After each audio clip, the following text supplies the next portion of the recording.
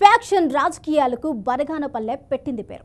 అప్పట్లో బిజ్జం పార్థసారథి రెడ్డి కాటసాని కుటుంబానికి మధ్య దశాబ్దాల పాటు ఫ్యాక్షన్ కొనసాగింది. అయితే ఆ ఫ్యాక్షన్లో కాటసాని కుటుంబానికి చెందిన 7గురిని ప్రత్యర్థులు ఒకేసారి హత్య చేయడం అప్పట్లో పెను సంచలనాన్ని సృష్టించింది. ఈ ఘటన తర్వాత కాటసాని సోదరులు బనగానపల్లె కేంద్రంగా ఫ్యాక్షన్ మొదలుపెట్టారు. అనంతరం దశాబ్దాల కాలం ఫ్యాక్షన్నే ఫ్యాషన్గా మార్చుకొని రాజకీయ చక్రం తిప్పారు.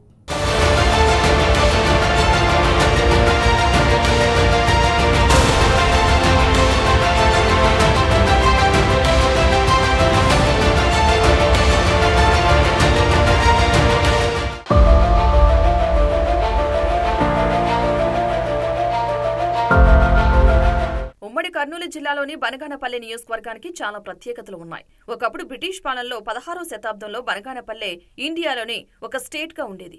అనంతరం నవాబుల పాలనలో బనగానపల్లె ఎంతో ప్రసిద్ధి చెందింది. 16వ శతాబ్దంలో నవాబులు గులాం అలీ ఖాన్ పీరియడ్లో బనగానపల్లె కేంద్రంగా పరిపాలన సాగించారు.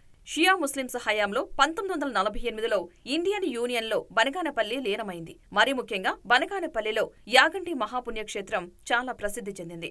అదేవిధంగా రవ్వలకొండ బనగానపల్లి నియోజకవర్గంలోనే ఉంది. ఇక్కడే బ్రహ్మంగారు కాలజ్ఞానం రాసినట్లు చెబుతున్నారు. అంతేగాక బనగానపల్లె అంటేనే మామిడి పండ్లకు ప్రసిద్ధి. ఇక్కడ నాపరాతి గనులు విస్తారంగా ఉన్నాయి.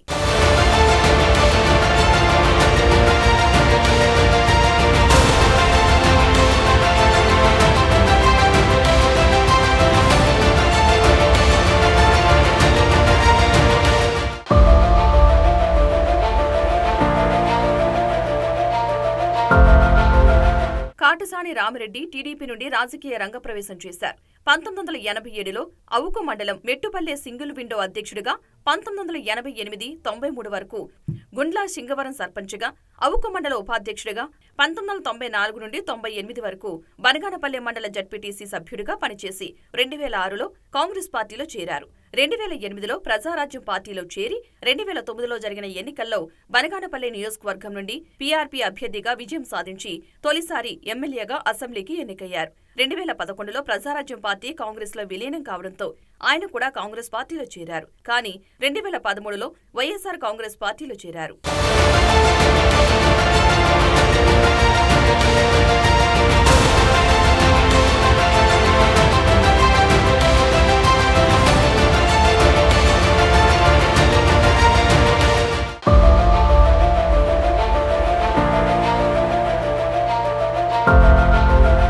ఆంధ్రప్రదేశ్ విభజన అనంతరం 2014లో జరిగిన ఎన్నికల్లో వైసీపీ నుంచి పోటీ చేసిన కాటసాని రామిరెడ్డి, టీడీపీ నుండి పోటీ చేసిన బీసీ జనార్దన్ రెడ్డి చేతిలో ఓటమి పాలయ్యారు. 2019లో మళ్లీ వైసీపీ తరపున కాటసాని రామిరెడ్డి గెలుపొందారు. అనంతరం గత ఏడాది 2024లో జరిగిన ఎన్నికల్లో కాటసాని రామిరెడ్డి మరోసారి ఓటమి చెందారు. ఆ ఎన్నికల్లో బీసీ జనార్దన్ రెడ్డి టీడీపీ తరపున విజయం సాధించి ప్రస్తుతం రాష్ట్ర రోడ్లు భవనాల శాఖ మంత్రిగా కొనసాగుతున్నారు.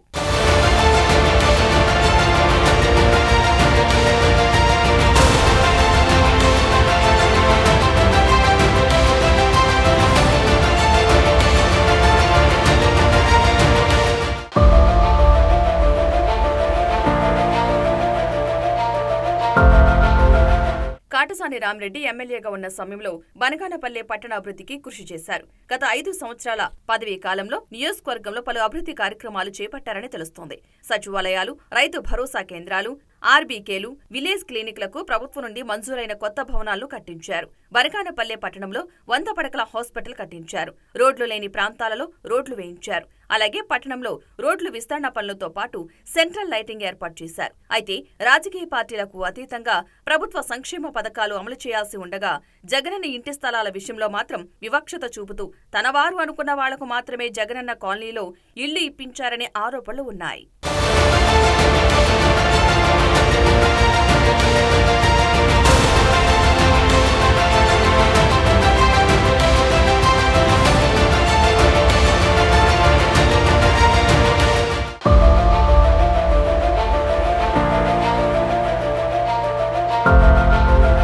బిజ్జం పార్థసారథి రెడ్డి కాటసాని కుటుంబానికి మధ్య ఉన్న ఫ్యాక్షన్తో కాటసాని ఏం కోల్పోయారు? దశాబ్దాల పాటు ఫ్యాక్షన్ రాజకీయాలు చేసిన కాటసాని రామిరెడ్డి ఎమ్మెల్యేగా ఎలాంటి ఆరోపణలు ఎదుర్కొన్నారు? తనను నమ్ముకున్న కార్యకర్తలను కూడా కాటసాని పట్టించుకోలేదా? వైసీపీ హయాంలో వాలంటీర్లకు ఇచ్చిన విలువ కూడా పార్టీ కేడర్కు ఇవ్వలేదా? సిమెంట్ ఫ్యాక్టరీలు తమ గుప్పెట్లు పెట్టుకుని రాజకీయాల్లో చక్రం తిప్పారా?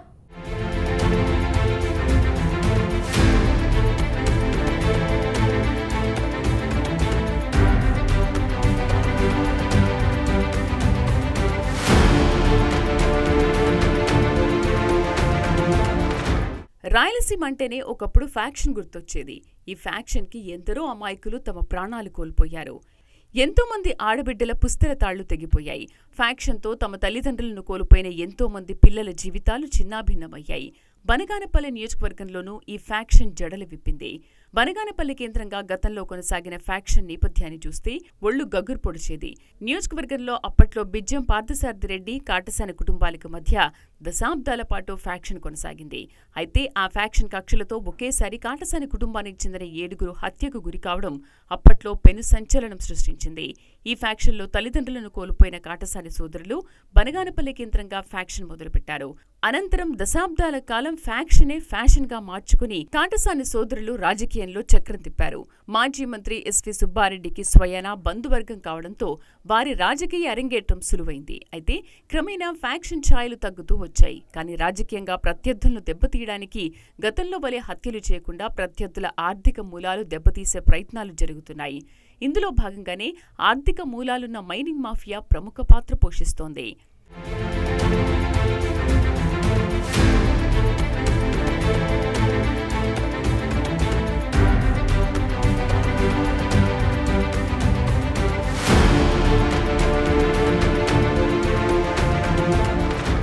ఎమ్మెల్యేగా ఎన్నికైన తర్వాత కాటసాని నియోజకవర్గంలో పలు అభివృద్ధి కార్యక్రమాలు చేపట్టారు.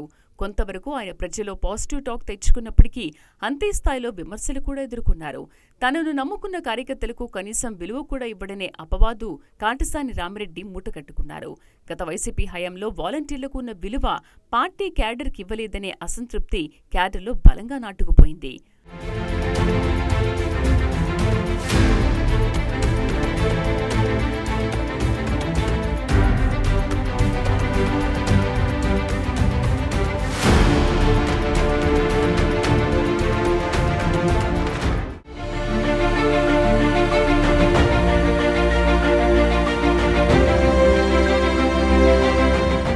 మరోవైపు నాపరాతి గనులు ఉన్న బనగానపల్లెను కేంద్రంగా చేసుకుని మాజీ ఎమ్మెల్యే కాటసాని రామిరెడ్డి అందిన కాడికి దోచుకున్నారనే విమర్శలు వినిపిస్తున్నాయి. మహా సిమెంట్, రామ్కో, జైజ్యోతి, ఎల్ఎన్టీ ఈ 4 సిమెంట్ ఫ్యాక్టరీలు గతంలో కాటసాని రామిరెడ్డి గుప్పిట్లో ఉండేవని తెలుస్తోంది. ఈ సిమెంట్ ఫ్యాక్టరీలు కాటసాని కుటుంబానికి ఆదాయ వనరుగా ఉన్నట్లు చెబుతున్నారు. ఈ ఫ్యాక్టరీలకు కావలసిన ముడిసరుకు మొత్తం బనగానపల్లె పరిసర గ్రామాల్లో లభిస్తుండటంతో తమ ప్రధాన ఆదాయ వనరుగా మార్చుకున్నారని అంటారు. అంతేకాక మహాసిమెంట్కు 400 ఎకరాల పైచిలుకు భూమిని అప్పనంగా కట్టబెట్టారనే తీవ్ర ఆరోపణలున్నాయి. ఈ క్రమంలో సంబంధిత బాధిత గ్రామ ప్రజలు వ్యతిరేకించినా కూడా ఎమ్మెల్యే పట్టించుకోలేదని విమర్శలున్నాయి. కాటసాని ఫ్యామిలీ ఫ్యాక్షన్ బ్యాక్గ్రౌండ్కు భయపడి బాధిత రైతులు మిన్నకుండిపోయినట్లు పలువురు చెబుతారు. అంతేకాక మహాసిమెంట్ యాజమాన్యం హైదరాబాద్ నుండి ట్యాంకర్ల కొద్దీ ఇక్కడికి తీసుకొచ్చిన విషవాయువులను గట్టి రాళ్లపై పోయడంతో రాళ్లను పౌడర్ అయ్యేలా చేశారనే ఆరోపణలు ఉన్నాయి. తద్వారా ఈ విషవాయువులు చుట్టుపక్కల గ్రామాల ప్రజల ఆరోగ్యంపై తీవ్ర ప్రభావం చూపుతుందనే ఆందోళన వ్యక్తమైంది. అయినప్పటికీ మొత్తం భూములను తన కబంధ హస్తాల్లో పెట్టుకున్నారని కడపకు చెందిన ఓ వ్యక్తి ఈ వ్యవహారం నడుపుతున్నట్లు తెలుస్తోంది. బనగానపల్లె కేంద్రంగా ఇంత సహజ సంపద దోపిడీ జరుగుతున్నా అప్పటి వైసీపీ ప్రభుత్వం పట్టించుకోలేదని స్థానికులు తీవ్ర అసహనంతో ఉండేవారు.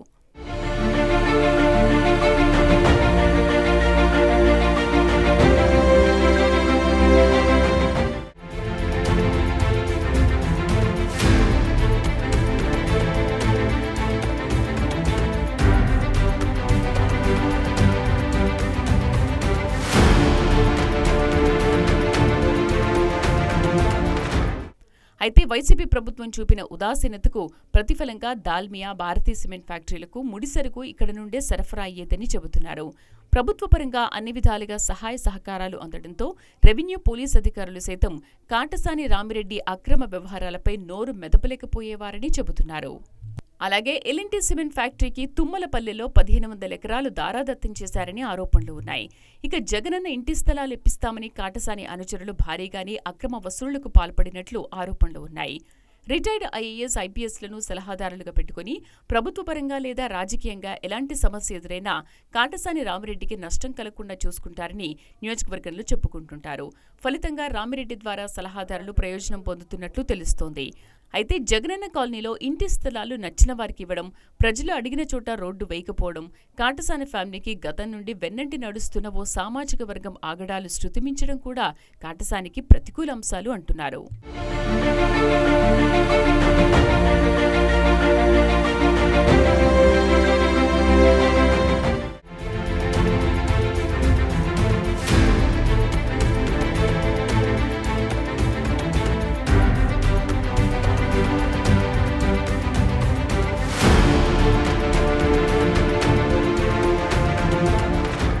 ఏదేమైనా మాజీ ఎమ్మెల్యేగా కాటసాని రామిరెడ్డి తనను నమ్ముకున్న పార్టీ కార్యకర్తలకు కనీస మర్యాద ఇవ్వలేదని క్యాడర్ అంటున్నారు. అనుచరుల ఆగడాలు కట్టడి చేసి ప్రజల మనసులు గెలవాలని సూచిస్తున్నారు.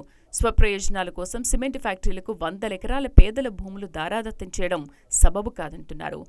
పేదల స్థితిగతులు చూసి ప్రభుత్వం తరఫున ఆదుకోవాలి కానీ అనుచరుల చెప్పుడు మాటలు విని ప్రజలను దూరం చేసుకోవడం తనకు తాను దూరం చేసుకోవడమేనని నియోజకవర్గ ప్రజలు హితో పలుకుతున్నారు. చూడాలి మరి ఇప్పటికైనా పేద ప్రజల మనసు గెలుచుకుంటారో లేదో.